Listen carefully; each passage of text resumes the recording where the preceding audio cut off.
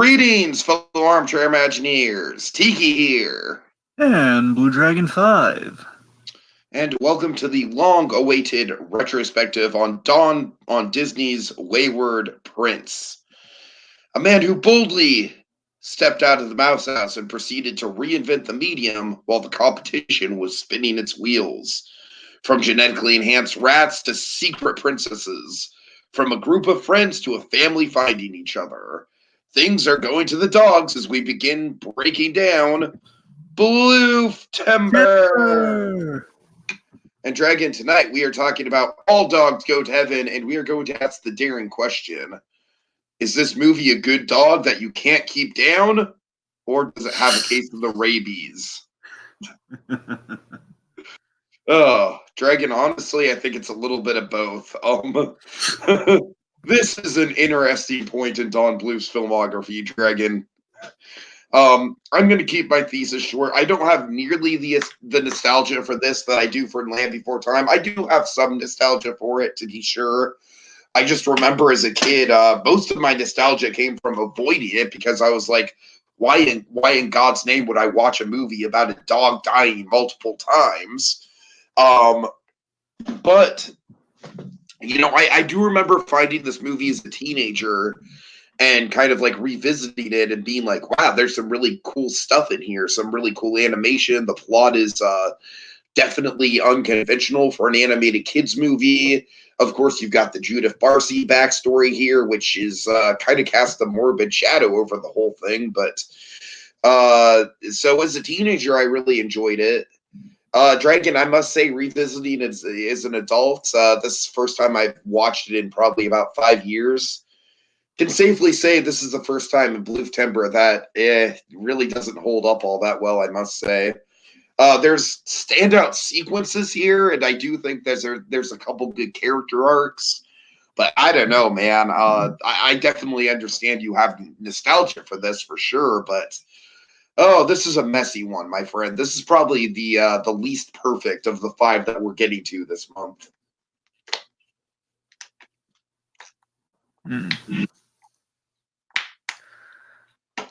So yeah, so I, as previously stated, yes, I do have a lot of nostalgia for this one. It's kind of funny with, honestly, practically all the Bluth movies we've covered here. I've either had purely VHS tape nostalgia for them, and I haven't really watched these movies since I've watched them on VHS. In some cases, it's been that long. With Land Before Time, it's definitely been that long. Probably Secret in Them as well. And so on and so forth. Well, not Secret in Them. I'm thinking of Secret in Them, and I guess American Tail. Yeah, American Tail. Yes, American Tail and Land Before Time on VHS. Secret in Them. I was a late bloomer on that one. Regardless, All Dogs absolutely was the most watched Don Bluth VHS I had. That and again by proxy, probably Five Will Goes West. But let's just focus on All Dogs. Again, that's more of like in property alone. But anyway. So I of all the VHS tapes I would kind of watch and just kind of lovingly have, I gotta tell you, a lot of well laid love for All Dogs Go to Heaven. It's a fun, unique piece, honestly. You know, it really speaks to what Don Bluth did best when he was making films the competition wouldn't. That's the main thing you get. That's the main feather in its cap this movie has going for it. You know. You wouldn't see this made by another studio, at least not this sort of movie. I mean, again, the closest thing you'd have going on around this time would be something like Oliver and Company, and again, it's a very different sort of movie. You know, it's the Billy Joel Celebration Hour. I will admit, Dragon, Oliver and Company might be one of the few Disney movies that I don't think I've ever sat down and watched all the way through. Really? I've seen bits and pieces of it. Like, I've probably seen the whole thing in chunks, but I really don't think that I've sat down and watched the whole thing. That's fair enough. So regardless, you know, I think what we're kind of circling around is that All Dogs absolutely is the grand midpoint in Don Bluth's catalog in both good and maybe not so good ways. In that it's kind of like the best way I could describe All Dogs is that it's early Bluth meets commercial Bluth. We're going into commercial Bluth, not this kind of installment of Bluth-Tember, but definitely in the second installment of Bluth-Tember, the grand season of Bluth-Tember, I guess. And again, this kind of the Empire Strikes Back of Bluth-Tember seasons. Sure. I'm a bad troll. Exactly, but you see what I mean? Like this is like the calm before the storm of that, but you can kind of see the seeds of something bubbling underneath. But again, I feel this is kind of like it's like right smack dab in the middle of everything. We've had the grand successes with the first three out the gate, and again, like let's say again, I think there's probably more than three as we go forward. But let's just say if there's like another three breakdowns, like smack dab in the middle, you know. Uh-huh. It's kind of like basically this film has out there bits in it for sure, but I would say these are the out there bits in its infancy before it'll be like a whole movie filled with out Dare I there say bits. the actual big lipped alligator moment might be one of the least out there bits of the out there bits, if that makes any sense. That's what I wasn't thinking of that, but sure. I'm just saying that is more plot relevant than people give it credit for. It is. That I'm so glad you mentioned it. Let's not get too ahead of ourselves here, but yes, the big lipped alligator moment. That's kind of what I'm citing, though, in terms of like an out there bit. It's out there, but yes, it's plot relevant, regardless. So at the end of the day, All Dogs, I think it's a sweet story. It's a solid setting. You got some fun characters.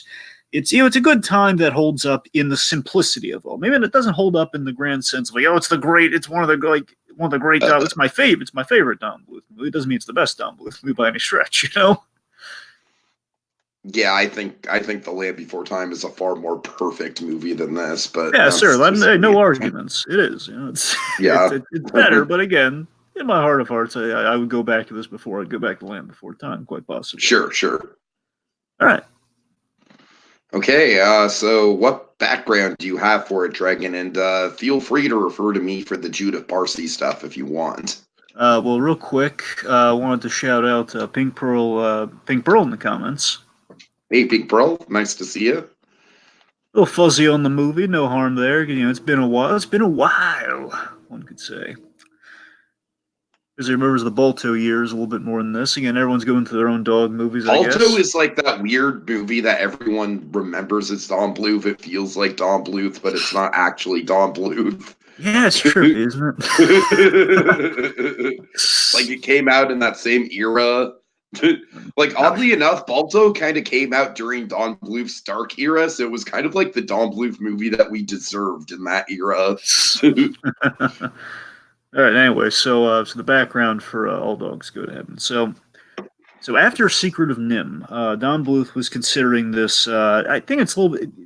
I want to say his head was in the Fantasia space here. He was thinking about doing an anthology movie similar to like a Fantasia, probably more accurate, like a package film, I guess. The point is, he's planning on doing an anthology movie. And he'd been doing some Fantasia stuff with Land Before Time, obviously, so maybe there's a little bit of Fantasia in his headspace. I'm not sure. Point being, the one doing Land Before Time is definitely the closest he got to a Fantasia-like film, I think. Well, absolutely. It's like a short within the Fantasia, of course. If you look at it that way, then absolutely it's Fantasia. And you know what I mean? It's kind of Fantasia meets Bambi within there. Okay. My point is, so he wants to do an anthology movie, and I believe it's one of the three shorts. I don't think it was all three. Out of like three kind of shorts within the piece, one of them was going to be about a German Shepherd who was a private investigator, was a PI, and it was going to be played by Burt Reynolds. So I'm pretty sure they had Burt Reynolds even lined up that early on, and they were throwing around some ideas. The idea got shelved because again they went on to other things like your Land Before Times and so on and so forth. I mean, honestly, American Tail and Land Before Time, the whole ball wax there. So around 89, which is when this movie came out, I believe. Was this? Yeah, it was 89, wasn't it? Had to be. Okay. Yeah, 89. Yeah, you're right. I'm sorry, I'm just kind of now realizing this movie turned 30 years old. Oh, yeah, another land. Oddly enough, a lot of landmarks for movies this year. Yeah, all the 89s and 99s are they're hitting all the milestones. Yeah, and 89 and 99 were both really big years for movies, so. And your 79s if you want to throw Superman in for the action there. Right.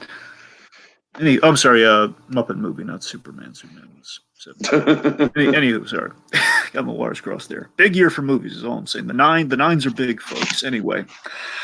So around 89, Sullivan Bluth, they're fully set up in Dublin because, of course, as we mentioned with Land Before Time, they had a lot of production issues. They bought themselves some time with the big move from the States to Dublin, Ireland, where Sullivan Bluth set up. This time around, they got Goldcrest co-producing the movies. What this means is Don Bluth gets more say. Basically, it's like the days of Secret of Nim, where Don Bluth's just kind of working on film and anonymity, where no one's like jumping on his case and giving him reams and reams of notes or anything. And basically, the big draw, like Spielberg was interested in this movie initially, but Bluth did not want to work with him again after Land Before Time. Oh man. I mean, again, you get a sense that Spielberg was on to other things anyway, and of course, if he went on to set up Amblin, so the Amblin animation section of everything, everything worked out for the best. But at the end of the day, it's like Spielberg's notes, or lack thereof, in the case of Land Before Time, he has like a few crippling notes, and he's out to lunch working on other things. Kind of how that went. So a little too much for Bluth, and again, Spielberg being kind of a newborn into the animation with the two movies he collaborated on. It's just, oh, I can't deal with Spielberg anymore. I never thought I'd say that in my career, but I can't do it. He's a madman. Anyway, no, it probably wasn't that dramatic, but anyway. So the point is, Bluth has a lot more free range. They're doing the first movie they're fully doing in Ireland. They bring in one of Spielberg's guys though, David N. Wise. Ah, yes. David N. Wise, who also, in terms of his animation work, he did the Rugrats movies and Shrek 2. Oh. Yeah, good man. David N. Wise. He had some successes and some, well, not so successes. Anyway. Honestly, I think the Rugrat movies are more respectful than they really, than their reputation. I think they're better than their reputation precedes them to be, I think. They are. I'm saying he's done other things too, like Jimmy Neutron. Well, maybe not hitting everyone. Yeah, that's not maybe the best example. That's what I'm saying. It's not exactly the best. That's what I'm saying. Like, not everyone can be. Every writer's human, folks. Remember that every writer's human. Anyway.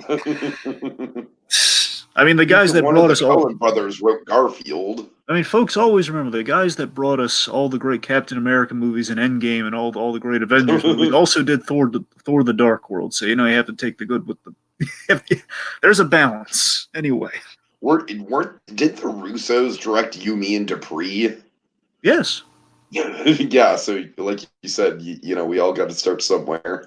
Again, kind of, I like You, Me, and Dupree more than most, but anyway, it's not great, but I like it. Anywho, Matt Dillon aside here. So, of course, the title "All Dogs Go to Heaven," as you mentioned, as you would expect, little controversial, probably. So, All Dogs Go to Heaven. Yeah, I must say the most memorable thing about the movie for me as a kid was the title and being like, oh, that sounds like a depressing movie. I kind of want to avoid that. Yeah, so, the whole heaven sell of it all, apparently it's based, I believe in title alone, it's based on a book that Don Bluth read all the way back in 4th grade, if you can believe it. Oh, Jesus. Okay. Yeah, so it stuck with him. What do you know? So the core of the movie is inspired by 3 kind of Hollywood classics or Hollywood deep cuts, depending on how you look at it. For example, there's a little bit of It's a Wonderful Life in there with the whole death and return element of it all, the whole heavenly, like the angel, basically mainly a few scenes in the movie are based off of movies. That's kind of the gist of what they're going for here. So Wonderful Life with the whole afterlife, the second chance of it all. Little Miss Maker, which I want to say that's mostly Anne Marie stuff. And then we have A Guy Named Joe. Now, A Guy Named Joe. Oh, yeah, A Guy Named Joe, for sure, yeah. Now, you remember what A Guy Named Joe links to Always, which, as we mentioned, what Spielberg was working on while he was doing Land Before Time. Oh, God. Oh, dear God. It's all relative. Anyway, so as you know, we have Burt Reynolds in this movie, and Burt Reynolds is paired with Dom DeLuise, and these guys are friends, and they worked together on a few movies. They were famously kind of Hollywood friends back in the day, and they worked on this movie called The End, and that's the reason that's the reason Dom DeLuise is Don Bluth's good luck charm. He saw him in that movie and really liked him, so he kind of went out to him for that role, and that's why he plays Jeremy the Crow and vice versa and all the rest of the Don Bluth movies, because he liked him in that one. So it's kind of the ultimate reunion, and putting these two guys together. They improv'd a lot. They even told Bluth to leave the room so they can have privacy of the improv. I mean, that's nice, cool. Nice. That's the cool factor of Burt Reynolds for you folks out there. 2 things here before, real quick. There is an uncut version of this movie. You ever hear about this? The uncut version. I don't know as much about it as I do the uncut version of Land Before Time, but yes, I do know that one exists. Yes, essentially it's not as extensive as you think. It's only 3 scenes. It's only 3 little bits where the car scene was a lot. You actually saw the car hit our hero of the film. We saw the death kind of like really unfold before our eyes. We saw the nightmare sequence went on longer, went really creepy too. By the way, that's the only one you can really find online too. And of course the Flash Gordon ray gun, as you can probably tell, was supposed to be a Tommy gun. Yeah. Laser sounds aside, it is a Tommy gun, and he actually says instead of when Carface says the camera, a ray gun. If you actually look at the mouth movements, he's saying a real gun. Oh God. But again, certain edits, I guess, had to be made. Anywho, so here's the fascinating thing, Tiki. So this cut, again, it did exist in its entirety, and Don Bluth had it, but it was stolen. Okay. And that's how it ended up online. The person that stole it, I guess, somehow over the years just got uploaded. That's how you can find that one scene. Someone stole the uncut version of All Dogs Go to Heaven. But now, folks, while we've had our laughs over the background here, we do have to briefly discuss something a little. Oh yeah. Okay. So this, of course, this marks Judith Barcy's last film. And how Dragon, there's kind of like a dark cloud that holds over this film, because I think that not only is it like, it's kind of like, it's very sad that it's Judith Barcy's last role, but frankly, I think there is an unintentional dark subtext to it all. A subtext that like really shouldn't be there, that it's not the movie's fault that it's there, but if you know the story, it's kind of there all the same, which is, Charlie is kind of like a less than ideal father figure for Anne-Marie. And I'm not saying that, Charlie's an abusive father by any means, of course not. But I am saying that Anne-Marie, like her whole quest to find a family that loves her, and, like being disappointed in Charlie as a father figure and Charlie taking advantage of her. Man, like I said, none of it's intentional, of course, but I can't help but watch some of this stuff and just be reminded of what the actress was going through in real life. And importantly, this was kind of like a refuge for Judith Barcy. And the set was kind of like her. Like the set for this movie was more her family than her real family was. Like they were seeing the bruises, the abuse, the fact that this poor girl was, had like dark shadows over her eyes. It was barely sleeping. I mean, they were seeing all the signs. There was just very little at the time that they could do about it. And Dragon, like I said, it's no fault of the film or the writers or anything, but just historically speaking, and given the context of the film and the plot, it's hard for me to separate those two things in my mind. It really is. Like, I think Ducky is a celebration of Judith Barcy, and I think this film is kind of just like a weird, dark reminder of what happened to her. I don't know. I mean, in all honesty, I wouldn't draw all the parallels that, with the exception of one scene, the end scene, the big goodbye at the end. That's the scene where on the rewatch, like that one kind of hit you with that. Yeah, it's like that. If that's her last line in the movie. Like I said, I just think the whole fact that she's like searching for a good family and that she's being neglected by a father figure and she's being taken advantage of. I don't know that. Like I said, it's not like the subtext is intentional. Of course, that's the important thing to landmark. Then, of course, some pink pearl that doesn't really know the movie that well, so perhaps there's clarifies the smidge. I don't want to get into all the gory details. Just say Judith Barcy. This is her last film for tragic reasons. She was kind of, her life was ended by another, let's say, and it was really very sad. I mean, I'm just going to come out and say it. She was murdered by her abusive alcoholic father, and it was one of the most tragic things that's ever happened in Hollywood history, as far as I'm concerned. Absolutely. I mean, I don't want to go into exactly what he did. Of course. She was murdered by her father, and it was terrible. Yeah. So I can see some of those parallels. I wouldn't go too heavy on it, but I see the whole family element, of course, the last goodbye. Like I said, it's not that it was intentional. It's just like, for me, it's just the subtext is there. Anyway, so let's okay. Point being, Judith Barcy did turn out a really great. This is a really great last performance for her, though. It is a really great. She does a really good job in the movie. Under the circumstances, it's astounding. Under the circumstances, like I said, it's like it's hard to be like, well, she turned in a good performance for reasons. Yeah, but I'd say that just speaks to her caliber as an actor, going through all the stuff. It does. You're not wrong. let's just say again, fame kind of like turns all households crazy, and this is like the ultimate example of that, and it's quite horrifying what happens. But again, the fact that this kid turns such again, she is a big she is kind of the moral core of the movie. She plays a very pivotal role in this movie. Again, it's like if you had a bad kid actor in this role. If you had like kind of the kid actors we would get in later Don Bluth movies, like the kids from A Troll in Central Park, movie would go belly up, and not in a good. It would not go well, but thankfully, again, I think she is. I'm not just saying this because she's gone. I want to make it very clear. I think there's a big. I do think this character is imperative to why the film has a great heart to it. No matter how quality it may turn out at the end of the day, there's a great heart to the movie. I think she's very pivotal to that. So it gets very fitting. She kind of left some really good art in the wake of kind of her being taken from the world. And of course, in a movie all about kind of what we leave in the world and all that stuff. Right. Okay. All right. So with that in mind, let's break down the story here. Yes. Oh boys. The story. So first off, the story. I'm gonna let you take the lead on this, man, because frankly, I think the story on this is a little bit of a mess. I think it's probably by far the weakest element of the movie.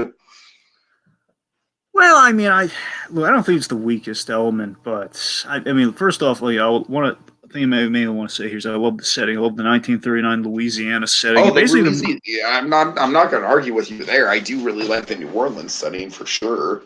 I mean, that's a great idea, and also, I basically the film is kind of like, what if like dogs playing poker got a movie? Essentially, that's kind of like that's kind of what the movie is. Really. It's like, what if dogs playing poker painting got a movie? And with all the gambling and the gangsters and all that sort of stuff. I mean, the setting. I love it.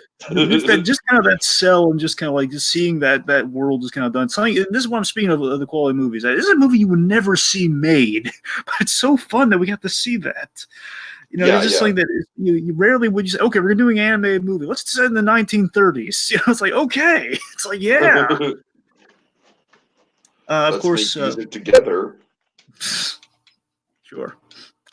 We're boldly tackling religion without being completely in your face about it. Which, of course, I think some of the best stories when we do that, without being like we're not trying to convert everyone in the audience. We're just saying like, okay, so a movie is called All Dogs Go to Heaven, so obviously heaven does factor into things, but it factors into things and then kind of our logical kind of like the reason the reason for story element of it all. Like what jumpstarts our story here? Character dies. And essentially he cons heaven. It gets back to Earth. Right. So it's also what's really great about just with the heaven of it all and basically how it relates to the stories. I love that we're taking the old adage of there's like an old adage. I forget how accurate it is, but I believe the old adage is literally all dogs go to heaven. Hence the title of the movie, where basically we kind of take that old adage with dogs, but we raise the very human question. What if things are complicated? What if you personally, again, via the dog, what if you personally are complicated morally? Are we fundamentally good? And can we defy the odds, for a second chance? Like if we're given a second chance, it's kind of like, I guess for the modern kids in the audience now, it's like, when you watch The Good Place and we raise these similar questions, well, a movie from the 80s did it as well, and it was really artful. I love the ways we kind of visualize. It's like one of my favorite visuals in the movie in terms of storytelling is the watch gimmick. I love the retirement watch idea. I love that he gets a watch for retirement. It's kind of like it's literally his ticker is in the movie, and the ticker is, again, if it gets waterlogged, again the ticker is very vulnerable here, and again it's the symbol for Charlie's lifeline. Again, it keeps on ticking. Yep. Like you said, Dragon, just the guns and the violence and the gambling. I mean, it's all very unsavory, but in kind of a cool way, Yeah. Like frankly, I think it's a movie that like is easier to understand as an adult than as a kid. Like the whole like being business partners as in a casino and the rival wanting to cut you out for his own gain and the profit. That's all stuff that kind of went over my head as a kid, I'll admit. It does, but at the basic level of it though, okay, two dogs, they kind of know each other. The big scary one doesn't like the other one, so he kills him. It's pretty straightforward though. I mean, I think they're walking. I see what you're saying. they're walking kind of the Phantom Menace line, but I think they're just. Yeah, I was gonna say Star Wars is a good example where it's like I think like the better Star Wars movies, of course, it's like you can get into the politics of them, but the politics don't weigh them down. And then there's Phantom Menace, a movie which I'll defend, but still. You can look. You can defend certain parts of Phantom Menace by all means, but still, when it comes down to like, I don't need to know about tax regulations and trade. Yeah, but that doesn't mean Darth Maul and the pod race aren't awesome. I know, and you're not wrong. Just saying, like, you can defend a lot of stuff in that movie. You can't defend like, why are we learning about trade federations and stuff? Right. Anyway, but you see my point. I think we're walking a line where I don't think it's quite Phantom falling. Menace does pass the Bechdel test strictly due to that politics talk, honestly. No, but seriously, what I'm saying is, I like that we're not quite dipping into the fan. We're walking a line. We could end up like Phantom Menace, but I don't think we are. I think we're keeping it simplistic enough. We're okay. So I think it's like, this is gonna sound horrible. I think we're introducing gambling to kids in the right way with this movie. I know we are. Dragon, like, okay. I think the only way to introduce gambling to kids is in the Pokemon slot machine mini games in the Pokemon games. God.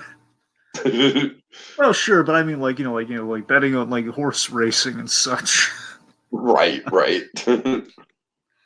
Anywho, let's see. So, of course, I think the story, the main hallmarks of the story are, hallmarks of friendship, and there's a really great kind of theme with the Anne-Marie Charlie story in that it's kind of the theme of children making you better. It's almost like kind of a bit of a perennial thing, one could say. It's friendship, but also kind of the idea of like kids in some way, shape, or form. They have the opportunity to better you with them being in your lives in some variety. So that's kind of nice that Charlie kind of goes on that arc. So again, it's kind of speaking to some nice human truths within the story, despite it centering around dogs. Yeah. Of course, I love the Act 3 climax. It's so riveting, right? I mean, what do you think? Well, I mean, let's just bring it up right now. Like, the big-lipped alligator moment is actually relevant to the plot way more than people give it credit for. Yeah, I mean, it kills the bad guy. Exactly. I don't know why everyone shits on that. Like, there's a ton of big-lipped alligator moments that are actual, have no relevancy to the plot, but that's not one of them, man. I'll tell you why. It's because, again, the sequence in itself, like if the big-lipped alligator did not come back. Oh, the sequence in itself is bonkers. It's totally bonkers. That's the thing, because everyone thinks of that, but they don't think of the payoff. And the payoff, and I'll tell you why they don't think of the payoff, because they'd have to admit there's a really riveting sequence that also includes that payoff, and they keep not acknowledging the big riveting sequence where, again, like everything's like, seriously, I love that, the intensity of that climax, the stakes, Charlie making the big choice. Oh yeah. I guess what I'm saying is, like, T, what exactly is the main story problem you got against the movies? Because what do you got? Maybe because it feels pretty episodic and chopped up. How so?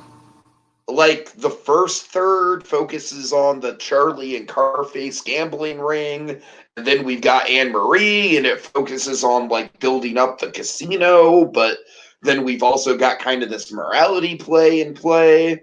Then we've got Carface wanting revenge, and it all feels like Dragon Land Before Time basically has a perfect story, and this is not a perfect story. This feels way more chopped up. Well, I guess what, I'm going to say this. I think you're right, but maybe not to a large extent. I'd say I think that big-lipped alligator moment in itself, I think that's the first major hiccup. That basically Act 3 is great, but getting to Act 3 is where I think the orphanage.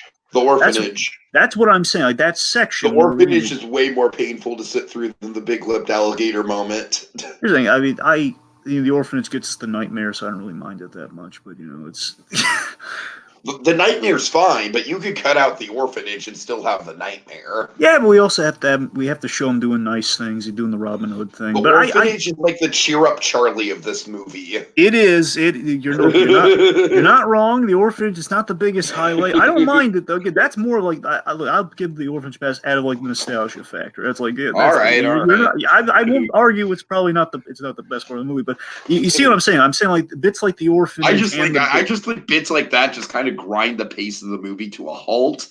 And Land Before Time, I'm sorry, I don't mean to just keep hyping up Land Before Time, but it does not have pacing issues like that. True, the movie's only about an hour long, but still. Yeah, that's the best argument there. Well, it's only an hour long. They cut out all the.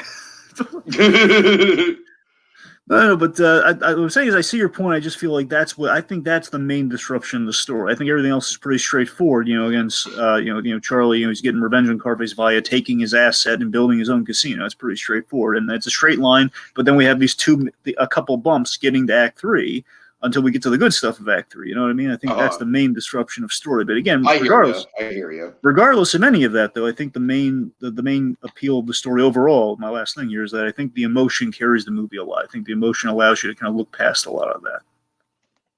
Yeah, for sure. All right. Also, a little fun fact: Pink Pearl, who again we know is from Brazil. Pink Pearl is going to New Orleans once in a while, so that's cool. Nice. Cool fun fact.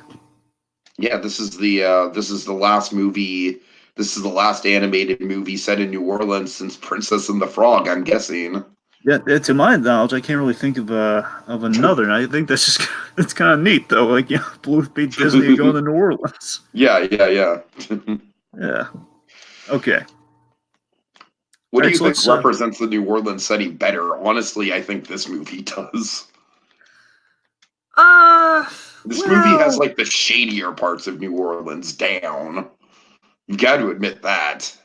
Oh, I'm sorry. I made a grave error with Pink Pearl. She's correcting me as she rightfully should. Says I am Brazilian, but I live in Louisiana, born and raised in the U.S. Sorry, Pink Pearl. I remember the Brazilian thing. I got it wrong. Sorry. My bad. Her mother and her grandparents are from Brazil. Okay, that's good to hear. Sorry about that, Big Bro. My bad. Anyway, yes, but yeah. I don't know in terms of what's represented better. I mean, I don't know. Prince and the Frog's kind of jauntier, I guess, but I don't know. Anyway, so yes, Princess and the Frog also has the nice plantation owner. I'm sorry, it's been a while. Is that really in there? Yes, the John Goodman character. Oh, was he really? You're sure he was a plantation owner? I mean, you don't hear it like firsthand, but you can pretty much infer it. I'm sorry, folks. It's been a while since I've watched it. Keep me in the watch because, again, this is yet another anniversary for Princess and the Frog. Princess and the Frog came out in 2009, which would make it 10 years. But, yeah. Anywho, right. So let's talk about our characters. Also, 10 years of Avatar. Woo. Yeah, no one cares. The only Avatar I care about is The Last Airbender and not the movie. The only Avatar I care about is the theme park. And even then, Galaxy's Edge does it better. Sorry, not sorry. All right, let's smuggler run our way to the characters. Okay. So Charlie is definitely an interesting main character. I think he's honestly like a big part of why this movie works, and also kind of a part of why this movie has some flaws, because I honestly think they might do too good of a job making him unlikable at the start, because his arc is definitely an arc of redemption and like finding the good in people and being a good person himself, for sure. I just think that, man, he is a smug jerk for like over half the runtime of this movie, and I don't know. I think I'm a little less forgiving about that than you are, Dragon. Yeah, you definitely are. First off, I mean, I don't know what else to say, really. Yeah, like, he is an asshole. Well, first off, of course, Burt Reynolds playing Charlie here, and of course, I believe this is my first Burt Reynolds role. When Burt Reynolds passed away, oh, this is definitely my first Burt Reynolds role for sure. Of course, when Burt Reynolds passed away, which, by the way, if anyone, if you folks, the movie you have to check out Burt Reynolds, like the ultimate swan song in his career, man. Like the last movie he did very appropriately, and this is like a movie that was just kind of made. Like I believe he passed away like the year later. I forget if it was within the same year or right after, but it's called The Last Movie Star because he was supposed to be in Once Upon a Time in Hollywood, but he passed away before they were able to get him in that. But seriously, Burt Reynolds in The Last Movie Star on Amazon, folks. You really should check that out. It'll make you cry. It's that beautiful. It's an indie movie, dude. It's a great one. Anyway. So Burt Reynolds, is the first introduction to him, because I mean, basically that, and of course, Burt Reynolds' mustache from VH1 was kind of my foray in the Burt Reynolds before we get into that. And I also very much remember the remake of The Longest Yard. God, yeah. I don't know why that sticks in my mind as a memorable Burt Reynolds movie, but it does. Yeah, Burt Reynolds. I mean, he had Burt Reynolds very much kind of became like a personality of Hollywood. It's kind of one of the fixtures. He's also kind of like like another one of those actors where I haven't really explored the majority of the films that make him famous.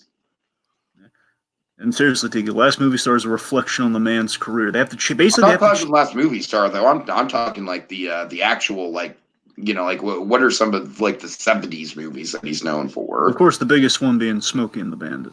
That's what I'm saying. Like I've never seen that movie, for example. There's a lot of movies like that. Like we kind of talked about this with Peter Fonda as well, where I just kind of I kind of have a blank spot in my movie knowledge, and Burt Reynolds is one of them. I haven't really seen a lot of Burt Reynolds movies. Anyway, so that's the thing. So Reynolds, he's having a lot of fun in the role. It seems like, and of course, like it was like it seems to me it would have been a big get at this point in time to get Burt Reynolds in an animated movie, like a Don Bluth movie. It's like, oh my god, we have Burt Reynolds in this movie, man. Doing a voice. He's essentially he's playing himself to a large degree too. I would definitely say he was the first Don Bluth celebrity casting for sure. You remember in the movie during the "You Can't Keep a Good Dog Down," where he's going through, he kind of breaks the song. He's basically kind of riffing for a while, talking about his nationalities and like all the lineages that the German Shepherds really do. That's those lineages. I don't know if every single one of them, but most of them are in relation to Burt Reynolds. Yeah, I want to say improv. Most of that. Well, maybe not. Again, it's kind of musical, so maybe it wasn't improv. But again, he had it written in because again, it'd be a remarkable coincidence if it wasn't him writing it in somehow. Point being, I kind of saw Charlie as Kara's is kind of the old charismatic. I thought him as kind of like the don't get me wrong, Dragon. He's a good character for sure, and he's very multidimensional. It's like the asshole thing is a little hard to get over. Basically, I kind of saw, he's kind of like, I like the whole idea of like the K9 casino, especially the way that he takes advantage of Anne Marie in the beginning. Like, don't get me wrong, that does turn into the heart of the movie. To be sure, I'm not arguing that, but I mean, he is like he's all in on the whole like let's kidnap this girl and use her to our advantage thing. You know what I mean? Well, again, you're right in that they are kidnapping her, but remember they're kidnapping her from a guy who's just keeping her in a locked room. No, I get that, but still, it's the fact that they use the word kidnap so willy-nilly. Like it's almost as if they don't want to save her, they don't want to make her situation better. They just want to be the one to take advantage of her. But again, definitely good for an arc, though. Good for an arc of like he starts off in such a place to the point where Oh yeah. That's the thing. I kind of my analogy may break down a little bit now you say that thing, but I gotta admit, he's kind of he's kind of like the slipping Jimmy of dogs to an extent. He's kind of essentially what I'm getting at is that again he's very much kind of your charismatic con man K9, if you will. It's kind of what he is. I can see that. You're not off. And I say the Slim Jimmy of dogs as well, in the sake of again, he's kind of he's pulling a con. Again, there is a little bit of charisma and likability there, and again, he's not really doing anything that fundamentally harms anybody. But again, he is doing some really terrible things here and there, like he's conning the senior citizens, one could say. Right. I'm talking end of season 3 of Better Call Saul. Anyway, start back to the relevant point here. At the end of the day, Charlie, he's got style, and I think the biggest thing for me rewatching the movie, it's been years since I've rewatched it. I think it was an important note to hit that he treats the gamblers at the casino nicely. He treats them a lot better than Carface. Yeah. Like his management style, I think, says a lot about him. Where fundamentally, when he goes to heaven, we learn something really important about Charlie and his characters. That fundamentally, he cares about the thrill and the surprise of gambling in life as a whole. It's kind of a philosophy he lives by. He likes the surprise of it. He likes like taking a gamble on things, which of course that's why he's kind of gotten the profession that he's gotten into. And he rejects heaven because you have no surprises in heaven. Mm-hmm. And again, he gets out of there. He rejects it by conning it, which is hysterical too. Is the fact that he just took advantage of the happy-go-lucky song, and he basically. That's how he goes back to Earth. I think it's ingenious. And again, in the end, again, that song was all about getting surprised and like living for the surprise. And at the end of the day, he himself was surprised by his own change of heart. Again, a reluctant kind of a version, basically a reluctant arc of him growing a conscience via Anne Marie and him becoming better because of her. Again, he's basically selfish with soft edges. Again, becomes softer as the movie goes on. Yeah. Yeah. All right. So let's talk about his beloved sidekick. Let's talk about Itchy. All right. So Itchy is an interesting case where Itchy is another, like, he's a character that's also kind of an asshole. I'm sorry. I'm sorry. It's Tom DeLuise, man. This is the biggest asshole that Dom DeLuise has ever played, Dragon. I don't know what to tell you. The man that led Kermit the Frog to Hollywood, man. Look, I mean, it's like, I think he's even worse than Charlie in the Anne Marie thing, because at least, like, you know, like, I don't know, like, he's just like, he's so quick to just like, let's get rid of the girl. Who needs her? Like, let's just let her die. Like, I am just totally unsympathetic to Itchy. The one scene that I am sympathetic towards Itchy with is the scene towards the end where Carface's goons get to him and he's coming to Charlie and just pleading, like, please, Charlie, you got to stop this, you know. And that I can see, like, you know, like, that is a good moment for it. But I don't know, man. Yeah, I knew I'd be the bad guy in this conversation. I really knew I'd be. I just want to, for the record, I just want to say, I think you're confusing. I think you're phrasing it a little differently here. Where again, yes, he is. You can make the unlikable argument, but again, there is an arc there. It's a bit of an arc, and he becomes her dog by the end of things. Obviously, he comes around. You know, I just feel Richie being a little blunt about it. It's like, he's an a-hole. He's also one of those characters that he's kind of like an Abu, where he's like kind of like very jealous and possessive over the main character for a big runtime of the movie. That's the thing. I think you're just gonna lose a little bit of perspective there. I think I don't know. You're entitled to your opinion. I don't know. I'm just that's what it's coming across to me as. Anyway, but you know, loyal is kind of the loyal, very flea-written sidekick of our main guy, kind of his partner in crime, if you will. I think the big thing to take away with Itchy is that he's kind of a touchstone for Charlie's status quo. Is that, you know, he's the measure of Charlie's arc. Where again, we see someone who's like checking in and reminding Charlie, hey, remember, we're using this girl. Remember, we're using the girl. But again, like, Itchy's bumbling, so, you know, he's not all bad. Mm-hmm. Yeah, you know, you can see he's kind of the very handy engineer at heart. You know, he's building everything. He's really good with tools. It's rare for a dog to be good with tools, by the way. No thumbs and all. Yeah. Of course, you know, the irony, of course, is that he discovered Anne-Marie, yet he's not crazy about it. So I think that's just kind of the age-old joke with Itchy. The fact he's just so reluctant to work with the kid, yet again, the kid is kind of, you know, again, the kid's, he's responsible for finding the kid and all that sort of stuff.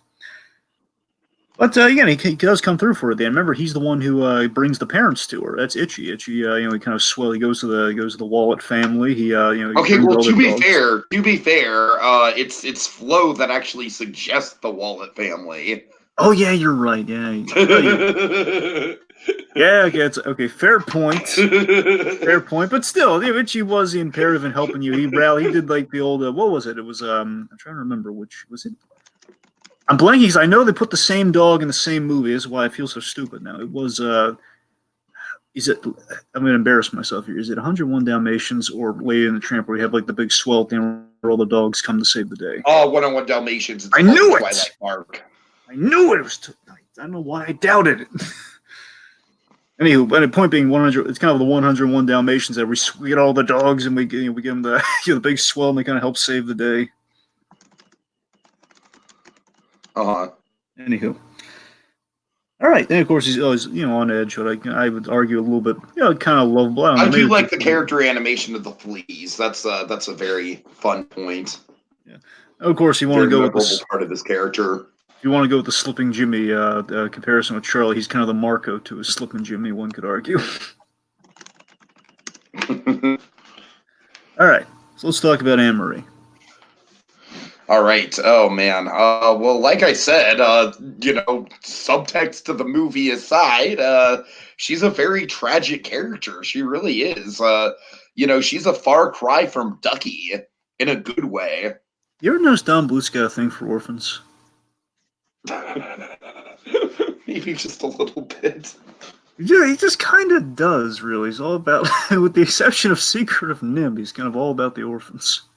Like, I mean, and even Secret of Nim, the father's not in the picture. It's all about just like let's get less parents in these movies, you know. Let's separate them or something. Let's try to orphan these. I would say the big like the exception to that is American Tail, but like you said, American Tail is all about the separation of the family. So I think just Don at Bluth. least that's a full family unit though. Don Bluth just might have some perennial issues that needs to work out. You know, like just people not being around and the kids having to go on a separated journey, or like separating parent from children. I don't know. Anyway, in all seriousness, again, like Anne Marie, of course, kind of our poor orphan girl of the movie, and you know, she's being used to fix games, and I love. I think it's an ingenious idea where, you know, in many movies you just have the given that, okay, we can talk to the animals or we can understand the animals or something. In this case, it made like a plot thing where, okay, she's very valuable because she can talk to animals, which is why she can talk to our characters in the movie. It's an ingenious idea. Mm-hmm. Of course, Barcy, she brings the innocence and the charm, absolutely. And again, we have Bluth doing the real kid acting, which he's kind of known for at this point. I love how polite she is. She's so darn polite. Yeah. You know, the whole Mr. Okay, Rich. I will say that the kid acting on Judith Barcy, like, obviously forgivable given the circumstances. Okay, are you really going to say something? God, there's one moment in particular, I don't know if it's the writing or the performance, but it really gets under my skin every time I see it. Okay, what is it? It's the Grand Chalky when he wins the race, and she's like, happy birthday, Chalky, happy birthday. I'm like, oh my God, shut up. You're being too nice and cutesy at this point. The Grand Chalky. Okay, whatever. No, I'm saying there's a gag in the movie that the misprint. No, but the Grand Chalky. I'll take off the weights of everyone glaring at you right now. Like, how dare he besmirch that? How dare we? You know, like I said, obviously anything to do with her performance is forgivable given the circumstances. Well, don't say it. Look, okay, let's just know. Look, we can't just put someone on. We can't be disrespect to put someone on a pedestal just because they're no longer around. We can't just do that. That's not that. That's I'm putting her on the pedestal because what happened to her was legitimately horrifying. You know. All right, look. Regardless, I mean, again, this is. She's a little over enthusiastic about the birthday, but other than that, pretty solid, right? And like I said, even then, I'm not really sure if it's a writing issue or a performance issue. It might be a little of both. I think it's more of a voice direction thing. We're just going to have her say maybe she improv'd in the room. It's, let's just keep it. It's no harm. No one years later is going to really have him take issue with "Happy birthday, Charlie." It's his birthday. Unless just some really, really embittered guy down the line. I don't know who. Anywho, okay. So of course, for me, my heart melts with the good. With the two scenes with Anne Marie really get me. There's the goodnight scene. I love the goodnight scene so much, where they're in the car and basically Charlie it's a realistic kid thing. Again, Charlie kind of in the position of kind of parent or guardian in a sense. You're asked that, gives her goodnight. He's listening into the prayer where he's mentioned. And of course, again, I like that we're touching on the religion thing, but we're not, again, sparingly. Where again, she's praying, and again, Charlie, given what's happened to him, again, it kind of strikes a little bit of a chord. I like that we're kind of seeding it through ever so slightly. The girl wants parents, and she gets that. Of course, in the movie, she gets that in the form of Kate and Harold. The waffle. Here's the thing. Pardon me, as a kid, because I love that waffle animation in that scene. Part of what's called the Waffle Family, but it's the Wallet Family. I think as a kid, the waffles and the pizza. It does. Oh my God, Not does. Quite but Goofy movie level pizza, but it's up there. A Goofy movie pizza was dramatic, though. It was dramatically delicious looking. But seriously, it was in a dramatic scene, though. No, you're right. You're right. Not only was that food animation, that was acting food animation. Oh, God. It was! Then we got Sleepy Hollow with like the classic Thanksgiving dinner setup. Yes. Okay, getting back on point. All seriousness, what I'm saying is, as a kid, I remember the waffle more than I remember the wallet. I guess I misheard the word when I was a kid. That's what I'm getting at. Anywho, the point being, Anne Marie, rightfully, she gets what she wants in the movie because she's the innocent in all this, and also she brings out the good in Charlie, which in the grand whole of things kind of brings out his inner Robin Hood and just kind of by proxy, brings the proper events about. He kind of meets his fate as she meets her proper fate. Justice is done. and it's nice. Yeah. Right. All right. Let's see. It's also kind of like the genuine bond between, a man's best friend. That's, guess, kind of the big takeaway at the very end of things. It's also cool that she calls Charlie out on his stuff, saying, "You didn't give any of this to the poor." And of course, then No. I'm glad you're bringing that up because that is like probably the one benefit to the orphanage scene is that the orphanage scene kind of shows off how fake he is. He's like doing a literal song and dance about sharing and caring, but then at the end it's like, hey, what's with this wallet? You're a phony. Exactly. And of course, the big question, why on earth did he bring the wallet? That's more than... right. I guess logically he bought the pizza. I guess that's why he brought the wallet. But it's still... How would he buy the pizza, though? I don't know. Well, he'd give the money to Anne Marie, I guess. God. But then why would Anne Marie not see him take out the wallet then? Well... Alright, fine. He had her order the pizza, and then it was delivered, okay? Oh, God. All right. Anywho, the pizza was delivered to the church. Anyway, let's talk about... Okay, off the pizza subject, let's talk about Carface. How am I supposed to eat this pizza? I'm not going to finish that. He did bring dessert, though, which is...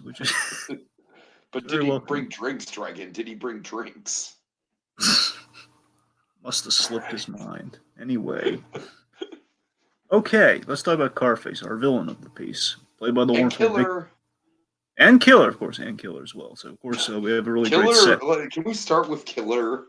All right, let's start with Killer. Killer is like one of the weirdest henchmen in any of these animated movies from the 80s because it's like I feel like he's like one of those henchmen where he's really bloodthirsty until the very end when he suddenly cares and grows a conscience.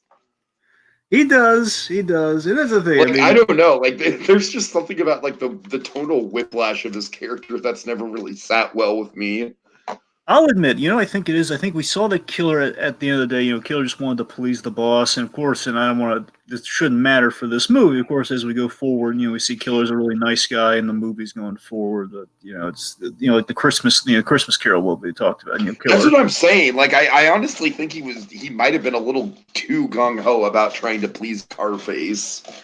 And then that's the thing. I think what we're getting is that he wasn't really tailor-made for being a ruthless, bloodthirsty guy. But again, we did have these bloodthirsty moments where he's really into it. If we dialed that back a little bit, he was more reluctant, then I'd buy it more, But we didn't quite do that, so it was a little bit of a mixed bag. But of course, the reason it's a weird henchman as well is that he's played by Charles Nelson Riley, and of course, not only is that. There's a character. There was like a minor character in one of these movies. I'm pretty sure it was the guy who was Warranty Rats. No. I'm pretty sure it was the guy in Nim. Help me out here, Dragon. There was a guy in Nim who was kind of like the reluctant assistant to Jenner. Yeah, that guy. I know who you're talking about. Yeah. Yeah. Like, I feel like he was probably like, obviously not as prominent of a character as Killer was, but I feel like Killer probably could have like maybe maintained a little bit more of that hesitancy that guy had. Maybe, yeah. I mean, because we saw that he was abused by Carface, but he didn't really like disagree with Carface. That was the thing. Right. Anywho, all right, let's see. Like, for example, like if Killer were to say, like, yeah, let's let her outside, boss, and then he got shot down on it because he just didn't want to do anything with the kids. So, like, that sort of thing may have helped. I don't know. But, or see, with the Charles Nelson Riley, it's just hysterical to me that not only is it just is Killer voiced by Charles Nelson Riley, he's modeled after Charles Nelson Riley. Yes. Charles Nelson Riley very famously wears these very kind of thick, big glasses. It is a great design. I love the dog with the old man glasses. It is. And what's great about this, too, is that very much like Charlie and Itchy, like Don Bluth and Burt Reynolds, they were recording together, as were Carface and Killer. That's why they had such great chemistry. Oh, okay. So let's let's get back. The one other thing, Killer, just to get him out of the way here, is I think Killer's what's great about Killer, looking back on it years later, he's the equivalent for Itchy. Or basically, Carface and Killer are what Itchy and Charlie could be if they did not have an Anne Marie in their life. In theory, had they kept going, they could have quite. If they were less charismatic, they could easily become Carface and Killer. Mm-hmm. I think that's kind of the equivalency you have with those guys. Anyway, so talking about Carface, what do you Carface is he's not the deepest character, but he's a really intimidating character, and I like that about him. I think one of my favorite designs in the movie, if I'm being frank, Oh, Carface yeah. is a great design. I've always I loved. would say he's probably the best design in the movie, I honestly. think you're right. I really think you're right on. I mean, Itchy's also pretty good, but I think Carface takes the cake. Carface, again, just the idea like this really well dressed, like old like 30s gangster, just looks great. Again, he's just with the course of this big round. Again, he's a bulldog, just this giant bulldog face with a cigar and everything. Oh God, it's like again, it's dogs playing poker as a gangster. He's greedy. Again, as I mentioned, he's the greedy, cruel version of Charlie. He cheaps out, and this is the thing I call in the rewatch. He just really cheaps out in the maintenance because remember, like the whole like little dog says, "I win," and he gets he gets that like really bad piece of meat. Ooh, rotten meat. And again, that to me tells me everything I need to know about Carface. Okay, Carface, with Charlie out of the picture, with Charlie having gone away to the pound, he's taken over the business and he cheaps out in the business. He doesn't treat the clientele well. He doesn't make it like in a really well-run casino, you'll have you'll comp people. It's like, hey, here's some free stuff. Here's a ticket for the buffet. Here's like a room. Right, yeah. For the high rollers, you keep the business coming. That's the way you run a casino. You want to run a casino the De Niro way. That's the De Niro way. This is not the De Niro way. He doesn't keep his word at all. Like he tells a heartbreaking scene to me is he said, Anne-Marie, I completely forgot about this. Anne-Marie is like, can I go outside, Mr. Carface? And he says, sure, kid, sure. As, of course, they talk to the rat, he finds out the winner, and of course he says, but you said I could go outside. He says, it's heartbreaking what he does there. He just doesn't keep his word at all. And again, also, goes out saying he frames and kills his partner. So there's that, too. He literally framed Charlie, put him in the dog pound / prison. Hits him with a car. Not a nice guy. Which, by the way, is a super dark way to open the movie. Yeah, it's like 14 minutes into the movie. Yeah. I mean, again, it's you're big inciting incident. Like, oh my gosh, you killed off the main. You hit him with a car. Don, you can't do that. Who says I can't? Okay, well, these guys there.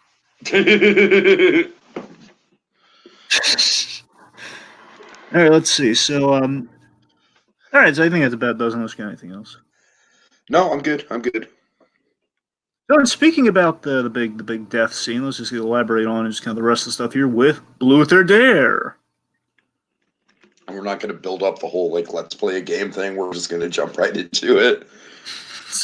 Bluth-Tember, 2000. Bluth-Tember, all right, why not? Bluth-Tember. So obviously, I think right in the title alone, this movie is probably the riskiest movie that Don Bluth ever did, honestly. One could say it's a gamble. Oh.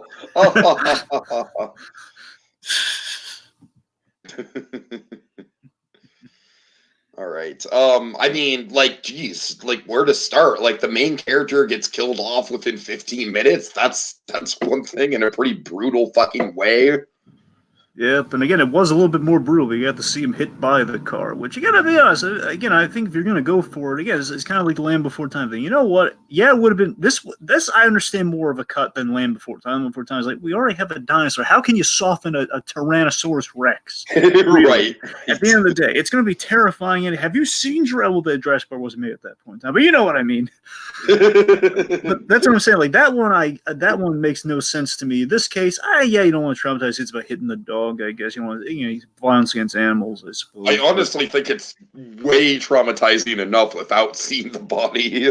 What kills me about what I love about the darkest thing in this scene is that he's just drunk. I just love that. Again, this is the thing you can get away with. Again, this is Bluth taking the big gamble here, where not only am I going to kill off the character. It's not going to be like a big cinematic thing. We're going to kill him like you would kill. Again, it just feels so true, like the films of the 30s and the old school kind of Hollywood vibe of the movie, where we're gonna retire him, but the guy's conspiring against him, so he gets him drunk. Because we do have drunken characters in this movie. The dogs are drinking. We get Charlie drunk after a big song number, and we march him down the pier for a surprise, and he's just singing the happy-go-lucky song from earlier. You can't keep a good dog down as he's killed. Like that's gold. Oh God, that's how you do it. I guys love that the high of highs for Charlie, and just like, oh guys, getting killed, and the poor guy doesn't even know it. Great. Again, as I mentioned, the background designs, just not exactly a risky proposition, but again, I love what we're really going for here. Like, the design work really sells, really grabs me with this movie. Like, we're truly living in it's a lived-in version of the 30s. What I mean by that is we have Yeah, like the junkyard. The junkyard is a great set piece. Like, we see Itchy build the giant casino out of the junkyard. Does it make any sense logically? No. Is it hell cool? no. Is it cool? Yes, it is. Makes no sense, but it's awesome. Like, how does he get that, like, neon sign, that custom-built neon sign? Like we established, he's kind of good with tools, but can he has all the tools, but can he build a whole casino out of that? No, but who cares? But I will admit that brings us to the bigger question we've kind of building upon for a few podcasts now. So this is where Bluth is getting into. Bluth has kind of cashed in his last chip, as it were, with the setting the real world and the human world and our animal world in the same place. Where now we're taking logic leaps that are making less sense. I'd say this is like the last of the magic. After this point, then we're completely losing stuff. Like, at this point, we have dogs with casinos. Yeah, after this, it's Rockadoodle, and Rockadoodle might be the most insane thing the man ever did. But again, like, there's enough of a logic. We're okay. We don't, like, dogs have rat races, which of course is a fun pun on the whole idea of, like, there are actually dog races and dog tracks in real life. Therefore, we have, like, rat races for dogs. It's kind of a neat little, like, it's kind of a fun little it's a logical idea. And we do stuff like that, but the bigger question of, like, okay, so how can these big structures exist without humans knowing anything about it? The biggest question I have to you is how the pound works, because so we have a pound that operates exactly like a prison, and gunfire will happen if a dog gets out of the pound. Mm-hmm. Like, that's the bigger question. Okay, like, that's the question. How much is real and how much, like, are the dogs running this pound? Is it a human pound that we've reinvented? Like, do they just shoot the dogs if they leave? Like, were pounds that bad in the 30s? Like, that's the kind of, those are the logic. Oh, yeah, the gun violence thing right at the very beginning. Like, that's what I'm saying. Those are the bigger questions. Like, again, I think this is where we're coasting on the logic. Where, again, is it cool? Basically, you forgive it because it's kind of cool, but when you really think about it, like, yeah, it doesn't make much sense. Yeah. This is a movie we run out of gas on that. I think going forward, and we're completely out of it. All right, anyway, so I already mentioned the whole gambling in a kid's movie, and we do all that stuff. Again, pre-Shark Tale, we have gambling in a kid's movie. Thankfully, it's done far better than it is in Shark Tale. Right. Let's see, the animation. How do you feel about it? I think for the most part, it's really good. I think, yeah, the only inconsistency is sometimes the lighting is a little inconsistent, but honestly, that's more of a nitpick than anything else. Yeah, I love that it's kind of, I love it's Bluth going a little bit more cartoony and old school. Like, again, like during the rat race, the rats are bouncing around and everything. It's very kind of The like rat race is a classic example of cartoony Bluth animation for sure. Exactly, but I kind of noticed that there is this there's some great subtlety in the animation if you really look at it. Because again, we add a lot of great Bluthian logic to anthropomorphism in this movie. Of course, Son Bluth has done really well with his anthropomorphism in the other movies, where of course we've seen. Dinosaurs. Can you really call dinosaurs anthropomorphic though? Where again, it's like, I guess it's in the face, they would still count as anthropomorphic, right? Oh yeah, they're definitely still anthropomorphic. That's what I'm saying, right? Because part of me is wondering, like, wait a minute, is it really anthropomorphic? Is it they're dinosaurs? That's how they move. They're not really like on 2 feet or anything. But you're right. Well, what I'm getting at is, like, Bluth has been kind of going in this right. He's kind of done anthropomorphism in ways you don't usually see, because we've done it with we put rats and mice in the real world with Nim. We've kind of continued that with American Tail, but we've kind of made them even more human looking, and vice versa as we go forward. In this case, what we've done is we've kind of had two worlds mixed together here, where Charlie, again, he moves like a dog. He moves with the proportions of a dog, but he can go up on 2 legs, and then you can move like a human. And his face, what I'm saying to you is, you have these little very minor alterations that unfold before your eyes, like when he talks and does undog-like things. Again, you have the human animation kind of built in there. It's really subtle, but it's really good. Oh yeah. The little details, little feature details. Let's see. Okay, of course, a big sequence, a big terrifying sequence in the movie, Charlie's Nightmare. There's a bold idea for you. Like, a movie called, you can't do a movie called All Dogs Go to Heaven without showing what the alternative is. I'll tell you this, just the dog devil, the design of that, Well, if you want to, sorry, it's just ridiculous. If you want, if you want to go by the sequel, it might be like a cat devil. Oh man. Oh god, dude! One of these days, if you really want to treat it like some bad animation, you want to see All Dogs 2. If you want to, trust me, if you want to you Oh, want I've to seen bullshit. All Dogs 2, Dragon. Don't think I haven't seen All Dogs Oh 2. right, you have. I keep forgetting that. Why do I keep forgetting that? Yes. I find All Dogs 2 to be to be relatively offensive in on a couple levels. Yeah, it's pretty crazy. But yeah, they have like the big cat devil thing in that movie. I think they were basically trying to milk this sequence for all it was worth for the sequel. No, but seriously, again, it's a really I love what we do with color with heaven and hell too, or later on Earth during the big goodbye scene, which is a beautiful scene too, by the way. When basically Charlie at the end of the movie he comes back and he says he gets a chance to say goodbye to Anne Marie, and you have like the reflections in the eyes and everything. It's a truly beautiful sequence, and this is the one where you contextualize the Judith Barcia, but like it's the last line she'll ever have in animation. Mm-hmm. Like one of those bits, and of course, like basically he's coated in red light because he's saying goodbye, but he's going south. One could say until Yeah. again, like the saving blue light of heaven, the comforting cool light saves him and all that sort of stuff. But again, like that nightmare sequence, though, he's in there. The deleted part of the nightmare sequence that's so terrifying, by the way. Like basically, it doesn't really. They didn't take away a whole lot because they kept a lot of that nightmare sequence, but there's this one bit, Tiki, one bit where the big cat devil, the big devil figure, whatever you want to call it, the dog or cat, the big devil. Like gets like Charlie's run around. He runs right in front of its face as it goes down right in front of him, and it says something along the lines of "You belong to me," or "You're mine now." It's terrifying. Oh God. He says "You're mine now." Again, this is the counterpoint to "You're mine now" versus "You can never come back." Which, by the way, I've always loved that. I know we're jumping around a little bit here, so if you really want to stick with something, by all means, tell me. I'm jumping around a little bit here. No, it's fine, man. Honestly, like the whole movie is kind of like a Bluth or Dare, so I'm fine jumping around. That's to say, again, the nightmare sequence in itself is great, and again, the whole how he wakes up out of the nightmare. But with what's about the music, the songs? Yeah, not great at all. Probably the weakest part of the whole movie. Please tell me you agree. Uh well, I mean, look, they're not great songs. I'll give you that. But I don't. They suck. They suck, They Dragon. do. They Oh, fucking suck. look, they're not. I don't think they suck. No, I don't. I don't think they suck. Oh man.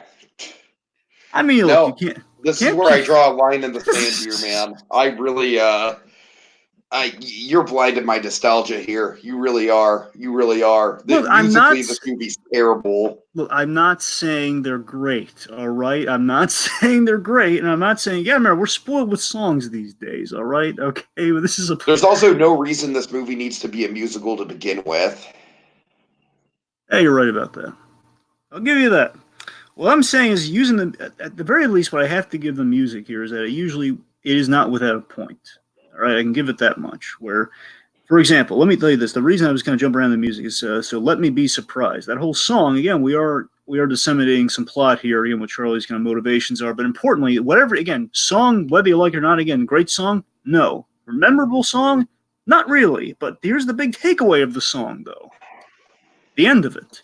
The end of it is, again, you have the song. Well, all throughout this happy-go-lucky song, but oh, look at how great heaven is. Charlie is conning her, and he's stealing the watch, and he's using this song as a distraction. And he turns at the end in this really kind of heavenly song, if you will, not great song. It's all cloudy and stuff. At the end of the song, though, again, he's winding the watch despite the warnings, like, no, don't wind that watch. And again, like the big dramatic turn, like, oh god, like something bad's about to happen to him, like this big explosion of lightning, and he's basically thrown back into his body. That the end of that sequence, though, again, music, again, basically the music itself is not great, but these moments, though, again, like the things we're doing within these songs are pretty impressive, though. Okay, Dragon, I want you to close your eyes and imagine that Wonka meme. You know what one I'm talking about? The I Tell Me More meme. I don't really know. Oh, God damn it. The Wonka thing. You know, the sarcastic Willy Wonka. I take it you're not thrilled by any of this. I'm just saying, tell me more about how the sharing song is a good song. Oh, again, the animation with the pizza thing is about all you got. I mean, again, you said it yourself. Again, it's him just kind of, again, the main draw of that one, again, is he's basically putting on a song and dance for Anne Marie. That's the main takeaway. That's what I'm saying. There's a takeaway with the songs, and that's the main thing you have to give them. Again, not great songs, but again, they are.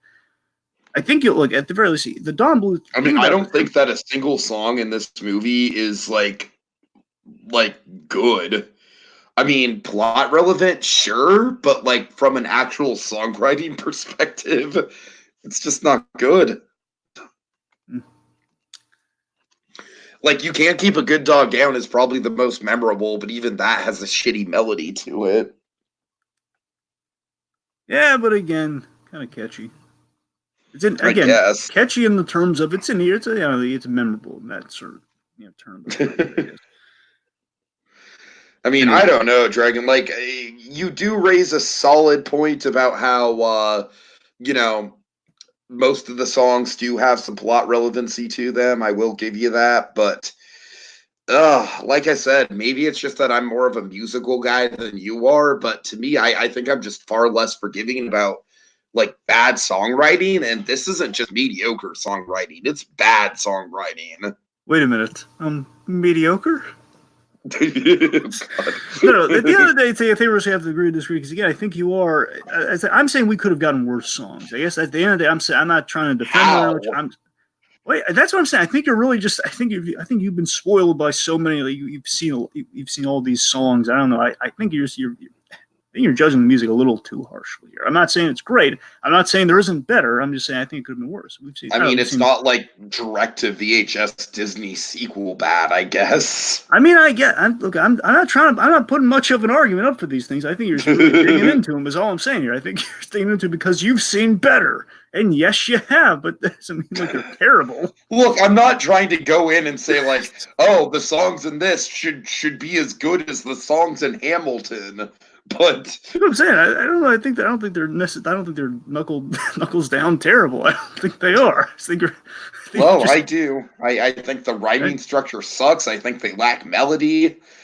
Yeah, fair enough. I don't think any of them are particularly memorable, honestly. Yeah. Of course, now one is memorable whether you like it or not. I don't mean that in a good way. God. Let's make music together. Look, I've already defended this sequence, all right? Well, we love it. So again, let's make music together. It's of course the big thing to highlight, Ken Page. Of course, Ken Page, for the kids out there, is saying, Ken Page? Who's Ken Page? Well, folks, Ken Page. Boogie Boogie. Yes. Nightmare Before Christmas. As well as a number of theater credits. Oh, it's probably more, it's the more past, but sure. Hades and Hadestown, Frollo and Hunchback. Mm-hmm. Olympian Ken Page.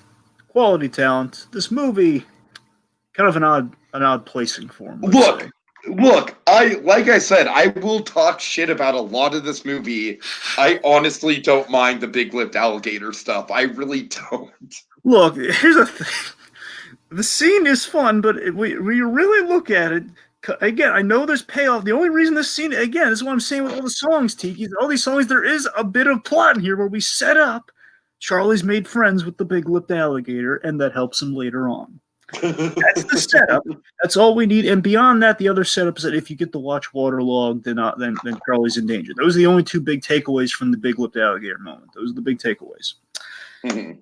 Then I guess broadly Louisiana alligators, and of course years later Princess and the Frog. I guess that's the bigger. If you really want to look at the long game of it all, not at all really, but you know what I mean. It's the sequence in itself. It's fun. Again, I meant a little weird with the let's make music. He's very interested in making music. That's all I'm going to say. I'm not trying to make that any more than it is. I'm just saying that I can see people taking this out of context and doing weird stuff with it. That's all I'm saying. Mm-hmm. It's a weird song, but again, weirdly, it's a weirdly fun sequence. Just really does not belong in the movie, except for that payoff. Which again, we could have killed if we killed off Carface in a different way. Technically, we don't need the scene at all. But again, it's just kind of been.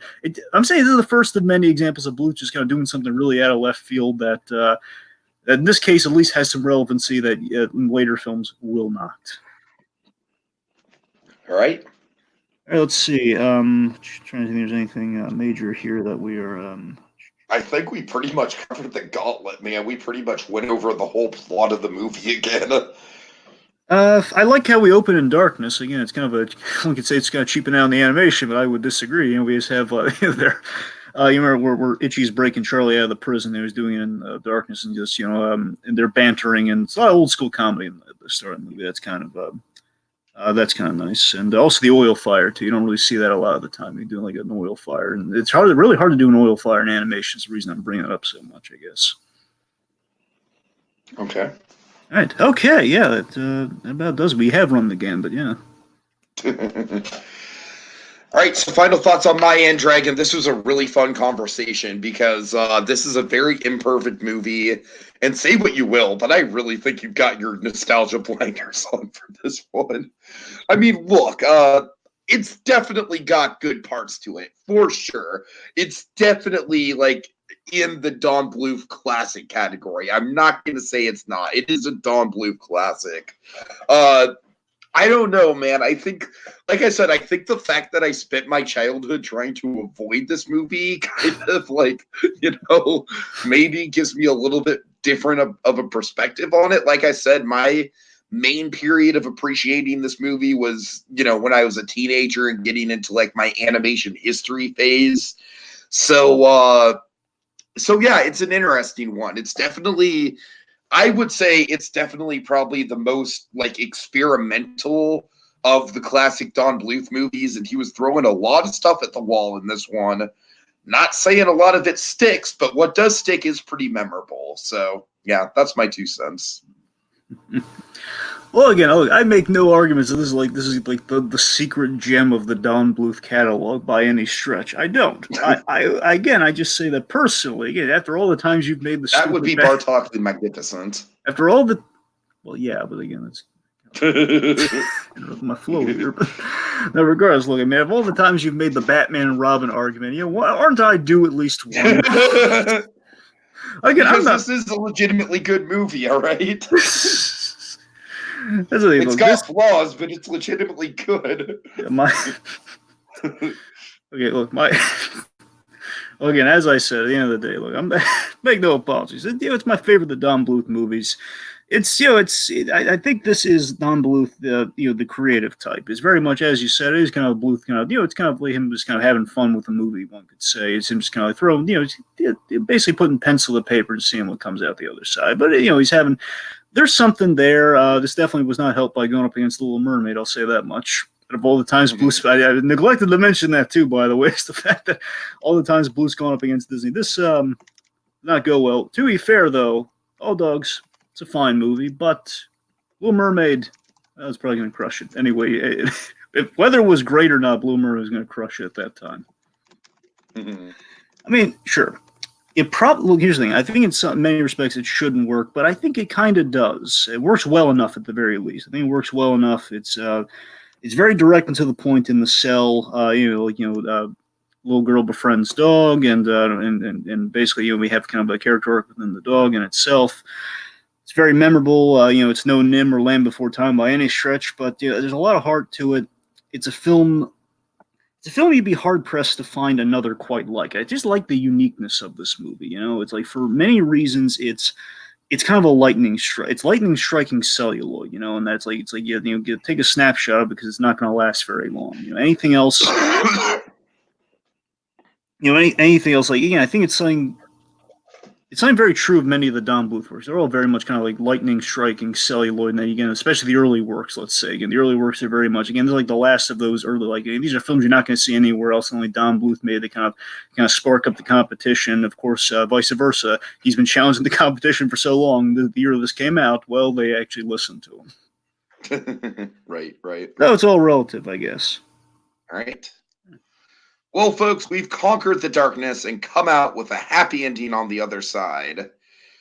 That's it for now until our next installment of Bluth-Tember. You can't keep a good dog down.